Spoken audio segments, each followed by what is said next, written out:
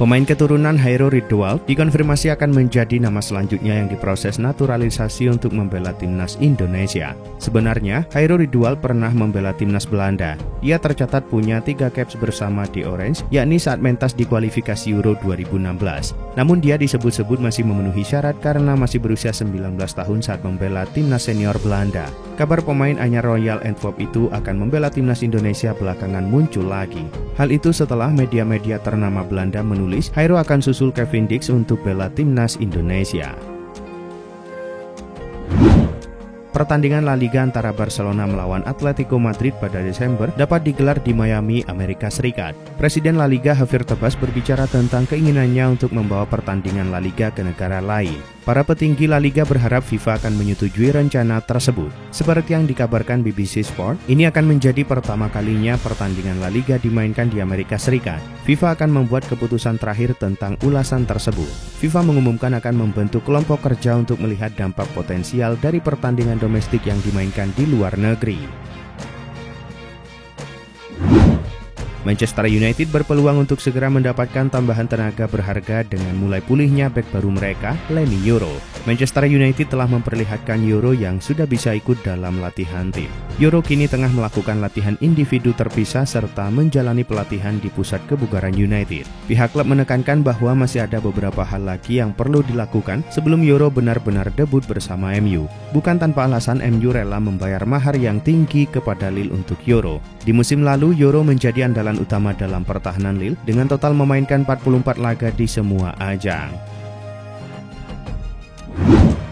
Ada kabar yang mengklaim jika Xabi Alonso bakal angkat kaki dari Bayer Leverkusen di musim panas 2025 mendatang. Padahal juru taktik asal Spanyol itu masih memiliki kontrak hingga 2 tahun ke depan. Menurut laporan Diario Sport, Leverkusen merasa juru taktiknya akan meninggalkan tim di musim panas mendatang dan mereka percaya Alonso bakal menjadi pelatih Manchester City untuk menggantikan Pep Guardiola yang kontraknya akan rampung akhir musim ini. Oleh karena itu Leverkusen tengah mencari calon penggantinya andai hal tersebut terrealisasi. Frenkie de Jong urung bermain saat Barcelona menggulung Sevilla 5-1 pada akhir pekan lalu. Pelatih Barcelona Hansi Flick dilaporkan menghukum Frenkie de Jong. Seperti yang dilaporkan Rek1, Flick sengaja tidak memainkan mantan pemain Ajax Amsterdam itu sebagai bentuk hukuman kecil. Sampai kini belum diketahui pelanggaran apa yang sudah dilakukan de Jong. Seperti diketahui, Flick bukan sekali ini saja menghukum pemain Barcelona karena bertingkah. Jules Koundé yang sepanjang musim ini bermain penuh harus rela di bangku cadangkan saat melawan Alaves karena terlambat datang ke pertemuan tim sebelum pertandingan. Gelandang Real Madrid Aurelien Tchouameni kembali mengalami cedera jelang berhadapan dengan Borussia Dortmund di Liga Champions. Menurut El Chiringuito, pemain internasional Prancis itu harus mengundurkan diri dari latihan setelah mengalami cedera. Laporan tersebut menambahkan bahwa Tchouameni mengalami cedera otot baru yang dapat menjadi pukulan telak bagi Los Blancos. Namun laporan tersebut tidak menyebutkan seberapa parah cederanya. Rincian lebih lanjut akan diungkapkan dalam beberapa waktu mendatang. Dengan cedera baru ini, Carlo Ancelotti harus berhadapan dengan pilihan yang terbatas di lini tengah.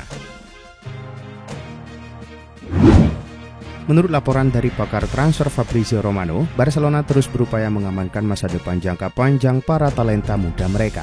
Fermin Lopez menjadi pemain terbaru yang menandatangani kontrak hingga Juni 2029. Pihak klub telah mencapai kesepakatan dengan Fermin beberapa minggu lalu. Langkah ini merupakan bagian dari strategi klub yang lebih luas untuk mempertahankan pemain-pemain kunci dalam kontrak jangka panjang. Kontrak baru Fermin yang mencakup kenaikan gaji dan klausul pelepasan diharapkan akan segera diumumkan secara resmi. Arab Saudi masih belum meyakinkan di ronde ketiga kualifikasi Piala Dunia 2026. Karena itu pelatih Arab Saudi Roberto Mancini menjadi sorotan. Media-media Italia seperti La Gazzetta dello Sport melaporkan kalau Mancini diterpa isu pemecatan. Mancini sejatinya dikontrak timnas Arab Saudi sejak musim panas 2023 dengan durasi 4 tahun. Namun Federasi Sepak Bola Arab Saudi dikabarkan tidak puas dengan kinerja Mancini. Mancini sudah mengarungi 18 laga bersama timnas Arab Saudi. Menurut laporan tersebut, kabar pemecatan Mancini diyakini akan segera dikonfirmasi oleh pihak federasi selanjutnya. Roberto Mancini baru ditunjuk sebagai pelatih timnas Arab Saudi pada musim panas 2023 dengan kontrak selama 4 tahun. Namun meski belum lama menjabat, tekanan yang diterimanya sangat besar karena hasil-hasil yang kurang memuaskan. Dilansir dari Calcio Mercato, sejumlah nama pelatih telah dikaitkan dengan pengganti Mancini.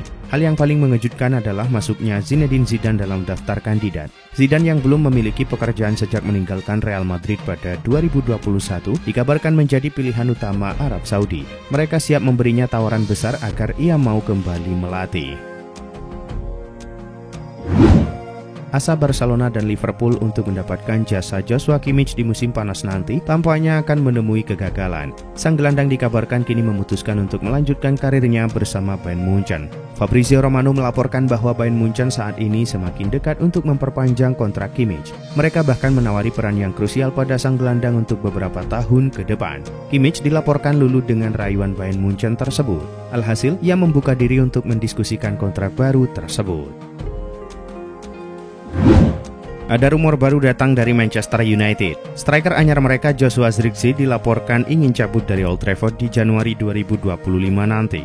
Zirkzee sejauh ini mendapatkan jam bermain yang cukup banyak di MU, namun ia tercatat baru mengemas 1 gol saja bagi Setan Merah. Calcio Mercato mengklaim bahwa Zirkzee kabarnya mulai frustasi di Manchester United. Ini disebabkan ia kesulitan beradaptasi di Premier League. Situasinya menjadi semakin buruk setelah MU belakangan ini menelan sejumlah hasil buruk. Alhasil, sang striker merasa bahwa ia salah pindah ke MU dan berencana untuk cabut di bursa transfer musim dingin nanti. Klub Liga Inggris Arsenal dikabarkan memimpin perlombaan untuk mendapatkan striker Sporting Lisbon, Victor Gyökeres. Menurut laporan dari VCHS, Arsenal sangat tertarik mendatangkan Gyökeres. Pemain berusia 26 tahun itu bisa dibanderol hingga 100 juta euro untuk diboyong dari Sporting Lisbon. Arsenal sendiri jarang mengeluarkan uang sebesar itu untuk satu pemain. Namun ada beberapa pengecualian dalam beberapa tahun terakhir, seperti saat mereka mendatangkan Declan Rice dan Nicolas Pepe. Gyökeres tampaknya cocok dengan kebutuhan The Gunners saat ini di Premier League. Ada rumor baru seputar masa depan Antony. Winger asal Brazil itu berpotensi balik ke Ajax Amsterdam di musim dingin nanti.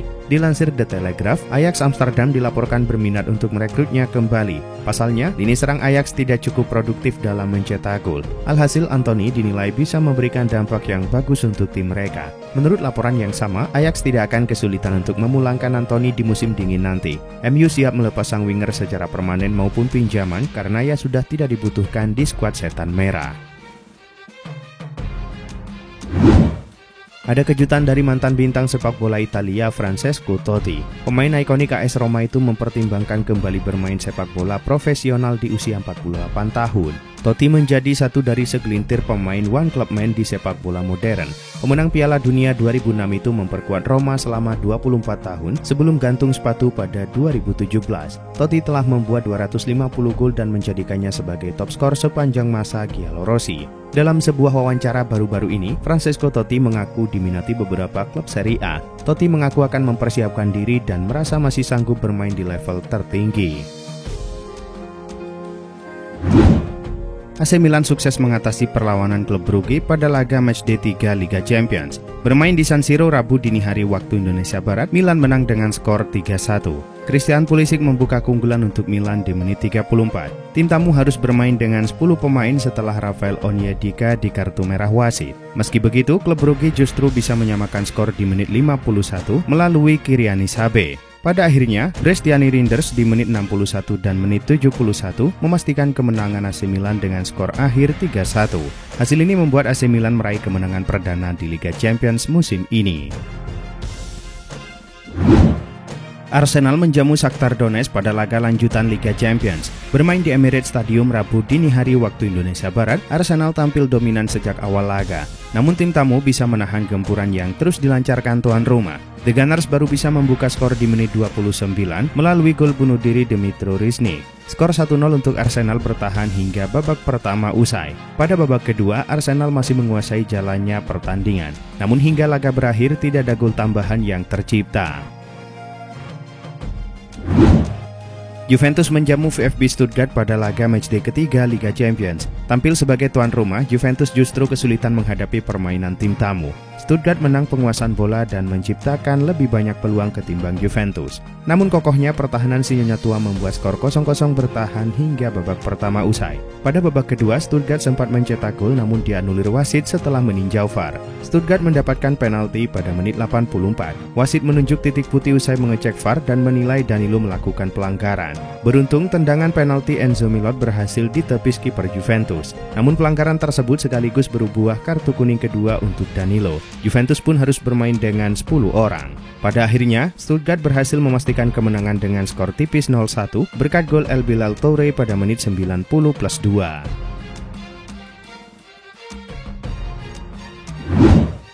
Real Madrid menjalani laga matchday ketiga Liga Champions 2024-2025.